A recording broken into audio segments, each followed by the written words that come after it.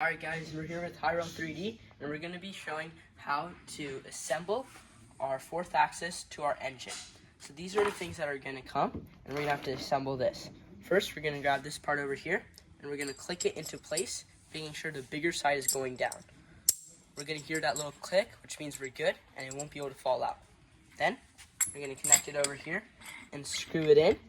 You want to make sure we're only screwing in with our hand and not using any other tools.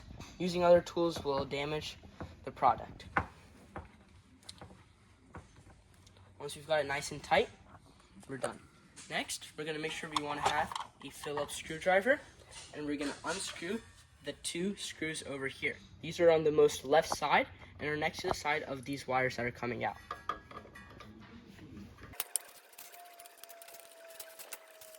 Next, we're going to grab our M5 by 30 mm screws, and we're going to make sure we have a flat washer over here to make sure it is flush. We're going to put this at these two holes, line them up, and we're going to screw them up using in our Allen key.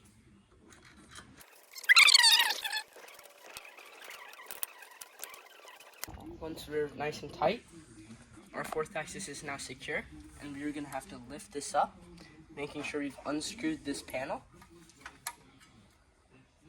We've lifted it up. We want to connect our wire through this slot and connect it to our fourth axis.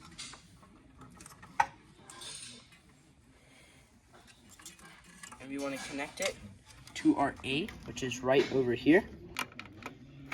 And once we have it nice and connected, make sure it's all the way pushed down. And we are now done, and we can put our panel back down. And now we have complete our assembly of our fourth axis to our engine.